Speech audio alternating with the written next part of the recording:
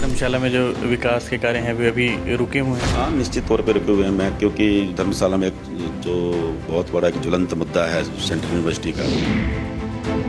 सीधा सीधा आरोप जो पूर्व में मंत्री रहे किशन कपूर, विधायक विशाल नहरिया या पूर्व में मंत्री रहे सुधीर शर्मा, इन सब के ऊपर है कि कोई भी जो है केंद्रीय विश्वविद्यालय को की स्थापना करवाने में जो है सभी नाकाम रहे। कपूर जी को बहुत कम समय मिला बतौर मुख्यमंत्री रहते, लेकिन और विशाल नहरिया तो एक नया और बिल्कुल यंग विधायक के रूप में वो अपने आप को उन्होंने स्थापित किया। मैं समझता हूँ कि शायद उनको जब तक ये समझ आ नहीं देता तब तक उनका पीरियड पूरा हो गया।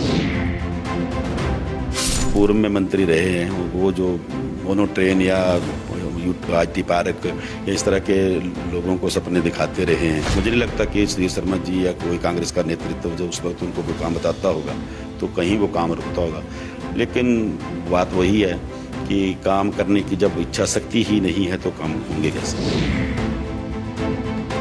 धर्मशाला का जो मतलब लोगों की प्रायोरिटी है काम की, लोग जो डिमांड करते हैं स्मार्ट सिटी, जो उससे निश्चित तौर पे स्मार्ट होनी चाहिए, लगना चाहिए धर्मशाला को स्मार्ट। वहाँ पे सफाई नाम की कोई मतलब लगता नहीं है। मतलब स्मार्ट शहर जैसे चंडीगढ़ है, बेंगलोर है, ये सिटी लगती हैं कि स्मार्ट सिटी हैं, लेकिन धर्मशाला में स्मार्ट होने का वाला नाम ही है कागजों में स्मार्ट, वैसे कागज दिखता नहीं है।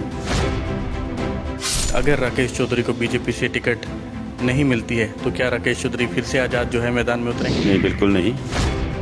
मुझे टिकट नहीं मिलता तो मैं आज़ाद चुनाव लड़ूंगा, ऐसा कुछ भी नहीं है, क्योंकि मैंने पहले ये बात स्पष्ट की है।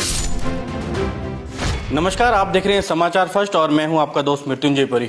और इस समय हम बात कर रहे हैं हिमाचल प्रदेश की राजनीति की। और हिमाचल प्रदेश में राजनीतिक समीकरण लगातार जो है वे उठक पुठक जो है वे होती हुई वहां पर नजर आ रही है, क्योंकि यहां पर राजनीतिक समीकरण जो है वे बदलते हुए नजर आ रहे हैं। कुछ देर के बाद राजनीतिक समीकरण जो है कुछ और होते हैं और कुछ देर के बाद जो है वे पार्टी छोड़कर जो है वे नेता अन्य दलों में जो है वे शामिल हो रहे हैं। तो ऐसे में हिमाचल प्रदेश में एक बार फिर से बीजेपी ने जो है वे जो उनसे नाराज लोग थे उन्हें वापस शामिल किया है। और ऐसे ही एक नेता हमारे साथ मौजूद हैं, राकेश चौधरी, जो धर्मशाला में से संबंध रखते हैं। धर्मशाला से आजाद जो है उन्होंने चुनाव लड़ा था और 17,000 के करीब जो है उनको वोट पड़े थे। इसके अलावा कुछ दिन पहले वे हिमाचल प्रदेश की बीजेपी की पार्टी को छोड़कर जो है वे आम आदमी पार्टी का दामन उन्होंने थामा था। तो राकेश चौधरी, सबसे पहले स्वागत है आपका। नमस्कार। और मैं आपके चैनल के माध्यम से समस्त हिमाचल की जनता और धर्मशाला की जनता को अपना अभिवादन प्रस्तुत करता हूं। चौधरी जी, क्या आम आदमी पार्टी में क्या कमी थी जो वापस जो है वे अपने घर वापसी कर? देखो, भारतीय जनता पार्टी जो बहुत बड़ी पार्टी और हिंदुस्तान में ही नहीं पूरे विश्व की बहुत बड़ी पार्टी है ये। और जिस तरह से भारतीय जनता पार्टी का नेतृत्व है और राष्ट्र हित में उनका जो सारी कार्यशैली है उससे प्रभावित तो मैं पहले से ही था, क्योंकि भारतीय जनता पार्टी के साथ मेरा पहले भी नाता रहा है। लेकिन कई बार बीच में कुछ ऐसी घटनाएं घट जाती हैं जिसके कारण मुझे कुछ टाइम के लिए मैं भारतीय जनता पार्टी को छोड़ के आम आदमी पार्टी में गया था। लेकिन जब आपने पार्टी छोड़ी थी और ज्वाइन किया था आपने आम आदमी पार्टी को, तो उस दौरान आपने कहा था कि जो अब आम आदमी पार्टी की विचारधारा को जो है मैंने धारण किया है और बहुत अच्छी विचारधारा है, इस तरह की बातें जो हैं वे आपने कही थी। और कई रैलियों में भी, बड़ी बड़ी रैलियों में आप शामिल हुए, अरविंद केजरीवाल से भी आपकी मुलाकात हुई। तो ऐसे में क्या वजह रही कि वापस जो है वे आपको आना पड़ा पार्टी में? आखिर ऐसी क्या आपको जो है वे रिस्पॉन्सिबिलिटीज़ नहीं मिल रही थी, या आपको रिस्पॉन्स नहीं मिल रहा था, या क्या टिकट का जो है वे फाइनल नहीं था? क्या कारण क्या रहा था? नहीं, ऐसा कुछ नहीं है। जिस तरह से आपने प्रश्न पूछा कि अरविंद केजरीवाल जी के साथ मैंने ये वक्तव्य दिया था, ठीक मैंने दिया था, क्योंकि अरविंद केजरीवाल जी की जो कुछ नीतियां हैं, शिक्षा, स्वास्थ्य, वो उनसे मैं बहुत ज़्यादा प्रभावित था। और ऐसी कोई बात नहीं थी कि टिकट या कुछ ऐसी बात नहीं थी। लेकिन बीच में जैसे पंजाब के अंदर इनकी सरकार बनी और जैसे ही सरकार बनते ही वहाँ पे खालिस्तान की एंट्री और इवन देन धर्मशाला तक, हमारी जो विधानसभा धर्मशाला के अंदर वहाँ भी खालिस्तान के झंडे लगना, वो अपने आप में बहुत दुर्भाग्यपूर्ण था। और जो उससे लोग, जो हिमाचल की जो देवभूमि की जो जनता है, उससे बहुत आहत हुई थी। कहीं ना कहीं मैं भी आहत हुआ था।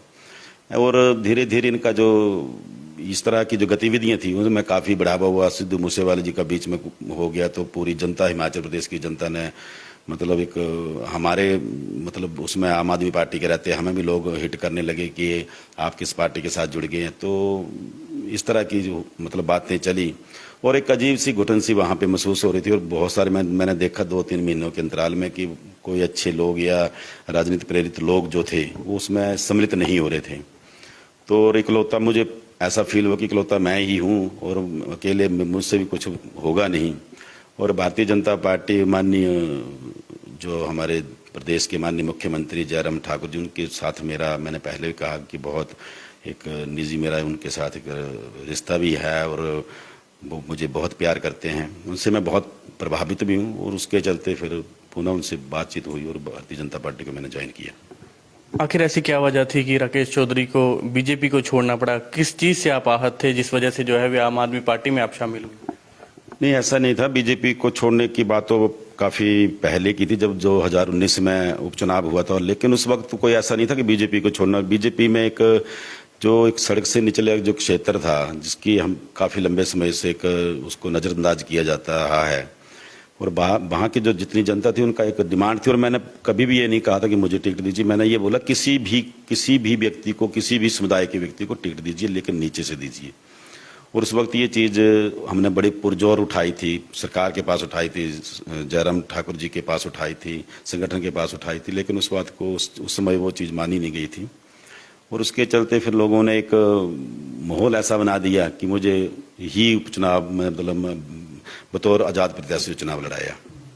लेकिन आप आज़ाद भी चुनाव लड़े, काफ़ी लोगों ने आपका साथ भी दिया, लेकिन आप एक बार हमारे दर्शकों को वो कहानी ज़रूर बता दें जो धर्मशाला में बहुत ज़्यादा फेमस है कि आपकी आम आदमी पार्टी की रातों रात जो है वे आप गाड़ी स्टार्ट कर निकल जाते हैं और शिमला में आम आदमी पार्टी में ज्वाइन हो जाते हैं। मैं समझता हूँ कि देर आए दुरुस्त आए, और जहाँ पे मुझे जाना चाहिए था, जो मेरे लिए सही ट्रैक सही जगह थी, वहाँ पे आज मैं माननीय मुख्यमंत्री जी और पवन राणा जी और जेपी नड्डा जी की कृपा से आज मैं वहीं पे हूँ जहाँ मुझे होना चाहिए था। राकेश चौधरी को अगर दोबारा से लगेगा कि यहाँ पर भी अब फिर से जो है मुझे घुटन महसूस होने लगी है, तो ऐसे में अब फिर राकेश चौधरी का अगला स्टेप क्या रहेगा? नहीं, मैंने बिल्कुल माननीय मुख्यमंत्री जी से मेरा वार्ता हुई और मैं बतौर एक कार्यकर्ता ही इस भारतीय जनता पार्टी के अंदर आया हूँ। और ये पार्टी जो भी मेरे लिए जो भी निर्णय लेगी वो मुझे सर्वमान्य होगा। इसमें मेरी कोई कंडीशन मैंने ज्वाइन नहीं किया है। और भारतीय जनता पार्टी में जो भी मुझे पद या जो भी मुझे संगठन में काम या जो भी, मैं मतलब आम आदमी की तरह, आम कार्यकर्ता की तरह काम करूंगा। धर्मशाला की जनता ने आपको इतना समर्थन दिया, इसीलिए दिया था कि आप जो हैं वे मैदान में उतरें। तो अब अगर आप कह रहे हैं कि मैं एज ए कार्यकर्ता जो है वे शामिल हुआ हूँ, तो कहीं ना कहीं लगता नहीं कि जनता के साथ धोखा होगा, या राकेश चौधरी जो है वे राजनीतिक बयान जो है वे दे रहे हैं और पीछे की बात जो है वे कुछ हो रही है? नहीं, ऐसा कुछ भी नहीं है। जनता के साथ ही सारा बातचीत हुई, जनता के साथ समन्वय बनाया हमने और जनता से इस बारे में विस्तार पूर्वक चर्चा की। और जनता ही चाहती थी कि आप भारतीय जनता पार्टी के अंदर आएं। और जिस तरह से, जैसे आपने पूछा कि जनता की ही मर्जी से मतलब आपने चुनाव लड़ा, बिल्कुल जनता की मर्जी से चुनाव लड़ा था। और ये जो बात है, अब हाईकमान या जो भी हमारे शीर्ष नेतृत्व है वो इसको मतलब उसका निर्णय वही लेंगे, क्योंकि निर्णायक स्थिति में वही लोग रहते हैं। तो उससे मुझे कोई गुरेज नहीं है और जनता को भी ये निर्णय जो भी स्वीकार है। राकेश चौधरी टिकट की मांग भी, क्योंकि अब चुनाव है, चुनावी वर्ष है, चुनावी वर्ष में जो है वे अब लगातार जो है समीकरण हर जगह जो है देखने को मिल रहे हैं। आवाज़ नहीं अगर उठाएंगे, आप बोल रहे हैं कि मैं कार्यकर्ता के तौर पर ज्वाइन हूँ, अगर आवाज़ नहीं उठाएंगे कि टिकट की दौड़ में मैं भी हूँ, तो कैसे टिकट मिलेगी? देखिए, भारतीय जनता पार्टी की जो परिपाटी है, कार्यशैली है इनकी बड़ी स्पष्ट और सिद्ध है कि यहाँ से हाल ही में आपको पता है कि हमारे जो देश के महामहिम राष्ट्रपति जी, उनको एक बिल्कुल एक निम्न परिवार से, एक छोटे से गांव से उठा के देश के सर्वोत्तम पद पे उनको बिठाया। माननीय मोदी जी की ये नीति है। उसके चलते हमें भी ये विश्वास है और हमारी कार्यशैली, हमारा काम, क्योंकि जो भी होगा वो सर्वे के आधार पे होगा और सर्वे में हमारा नाम आएगा तो निश्चित तौर पे। और बात रही डिमांड की, तो डिमांड तो कोई भी कार्यकर्ता कर सकता है, इसमें कोई नहीं। अगर जनता कहेगी तो हम भी मतलब अपना डिमांड तो हम भी कर लेंगे, ऐसा कुछ नहीं है। लेकिन देना नहीं देना वो उनका काम है। राकेश चौधरी, जिस तरह जब आप आम आदमी पार्टी में शामिल हुए थे उस दौरान जो है वे आपने कई कार्यकर्ता जो है अपने उस दल में जो है वे शामिल करवाए थे, अब उनका क्या होगा? देखिए, वो कार्यकर्ता, मैं आपके चैनल के माध्यम से उन कार्यकर्ताओं को भी एक संदेश देना चाहता हूँ। और वो कार्यकर्ता जो थे वो बिल्कुल मुझसे बहुत ज़्यादा प्यार करते हैं और मेरे लिए बिल्कुल मतलब डेडिकेटेड वर्कर हैं। उनका भी मैं दिल से मान सम्मान इज्जत करता हूँ। और जिस तरह से वो मेरे साथ गए थे उसी तरह से वो दोबारा मतलब भारतीय जनता पार्टी के अंदर वो सारे लोग आ जाएंगे। आपको नहीं लगता कि क्योंकि सोशल मीडिया में जो है एक नारा जो है वे चल पड़ा है, लोग जो है दल बदलू शब्द का जो है वे इस्तेमाल करने लग पड़े हैं, इसको किस तरह जो है वे आप देखते हैं? देखिए, भारतीय जनता पार्टी का मुझे नहीं लगता एक भी कार्यकर्ता ने या एक भी पदाधिकारी ने या इवन की माननीय जो विधायक धर्मशाला के उन्होंने किसी ने भी ये शब्द नहीं कहा है। और जो हमारे साथ लोग जुड़े हैं 17 से 20 हजार लोग, उन्होंने भी ये कहीं नहीं कहा। अब कांग्रेस पार्टी के हो सकते हैं दूसरे दल, मतलब कांग्रेस पार्टी में दूसरा दल कोई भी है जिनको हमारे से खतरा है या जिनको लगता है कि इसकी छवि को बिगाड़ने के लिए कुछ भी दल बदल मतलब नाम दें। बहुत सारे नेता ऐसे हैं, बहुत सारे ऐसे उदाहरण हैं जहां पे ऐसी घटनाएं पहले घट चुकी हैं और राजनीति परिवेश में ये जो बड़ा आम बात होती है। और मैंने आपके चैनल के माध्यम से मैं एक बात और स्पष्ट करना चाहता हूं, जो भी लोग इस तरह की भ्रांतियां फैलाने की कोशिश कर रहे हैं, किसी की प्रतिष्ठा को गिराने की कोशिश कर रहे हैं, उनसे मैं ये कहना चाहता हूं कि मैंने अभी तक किसी भी पार्टी विशेष से चुनाव नहीं लड़ा है।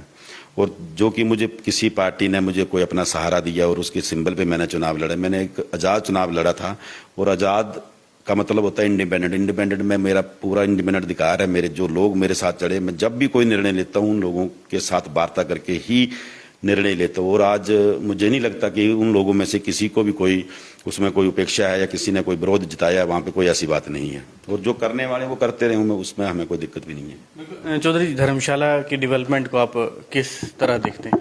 देखिए, धर्मशाला में पहले भी कई बार आपके साथ रूबरू हुआ हूँ और मैंने पहले भी ये बात कही, धर्मशाला में बहुत सारी जो संभावनाएं हैं काम की वो हैं।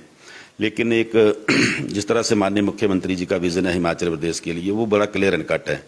लेकिन कहीं ना कहीं हमारा जो यहाँ का जो नेतृत्व था उनसे कहीं ना कहीं कोई ना कोई भूल हुई है। कहीं ना कहीं वो उस तरह से लोगों की अपेक्षाओं पे खरा नहीं उतरे हैं या उस तरह से जिनको मतलब लोगों को लोग चाहते थे धर्मशाला के अंदर विकास की जो गंगा बहनी चाहिए थी वो नहीं बही है।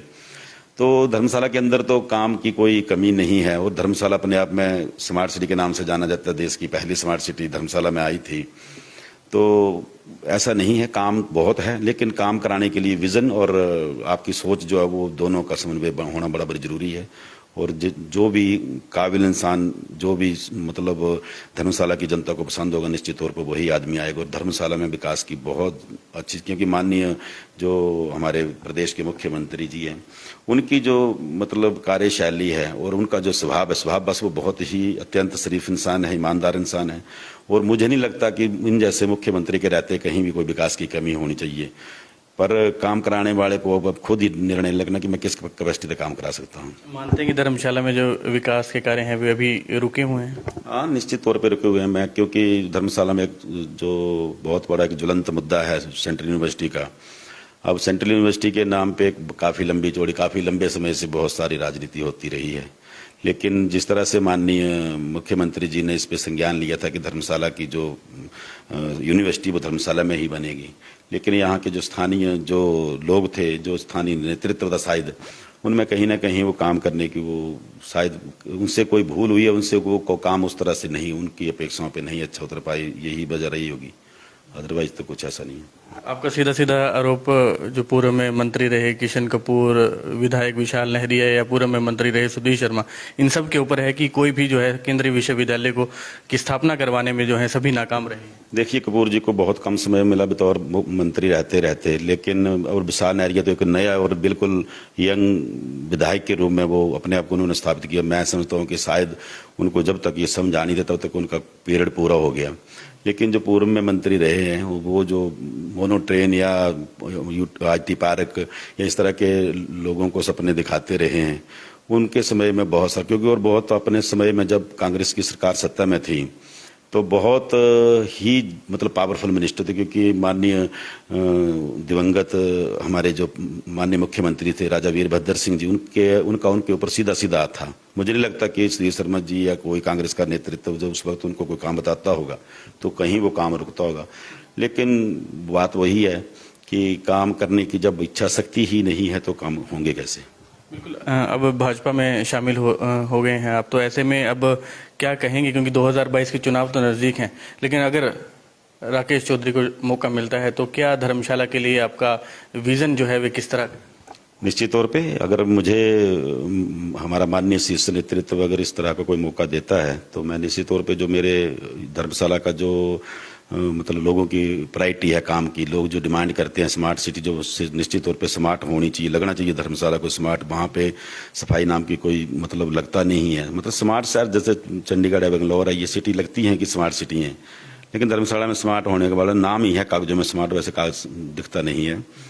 तो क्योंकि ये काम जो होते हैं वो लोकल प्रशासन के काम है, लोकल प्रशासन के साथ समन्वय बना के इस काम को गति देंगे और अच्छे से लोगों का विकास करेंगे। लोगों को धर्मशाला के अंदर बहुत सारे लोग ऐसे हैं जिनको आज भी मतलब मकान, घर, ये वो, पानी, मतलब बड़ी सारी समस्या, छोटे छोटे लेवल की समस्या को बहुत बड़े स्तर की समस्या नहीं है, जिससे लोग वंचित हैं, उन सारी समस्याओं को हल कराएंगे और लोगों के साथ मिलकर धर्मशाला का विकास कराएंगे।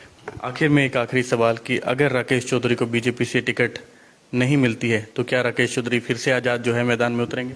नहीं, बिल्कुल नहीं कि मुझे टिकट नहीं मिलता तो मैं आज़ाद चुनाव लड़ूंगा, ऐसा कुछ भी नहीं है। क्योंकि मैंने पहले ये बात स्पष्ट की है कि ये जो मतलब निर्णय होता है, इसके लिए निर्णायक स्थिति में जो होते हैं वो शीर्ष नेतृत्व भी रहता है और शीर्ष नेतृत्व भी तभी निर्णय करता है कि जिसका ग्राउंड मजबूत होता है उसी को टिकट दिया जाता है। यहाँ कोई भाई भतीजावाद या पिता पुत्र वाला कोई मतलब परिपाटी नहीं है।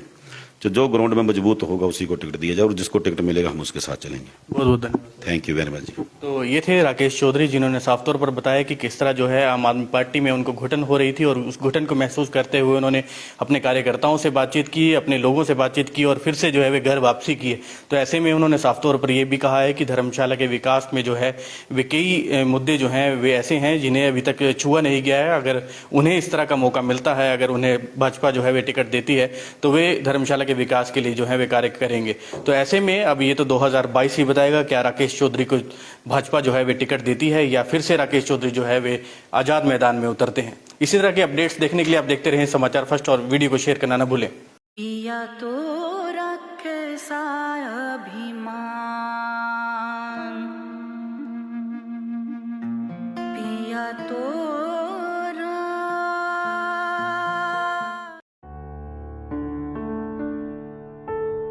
भूषण ज्वेलर्स, अनमोल रिश्तों के लिए।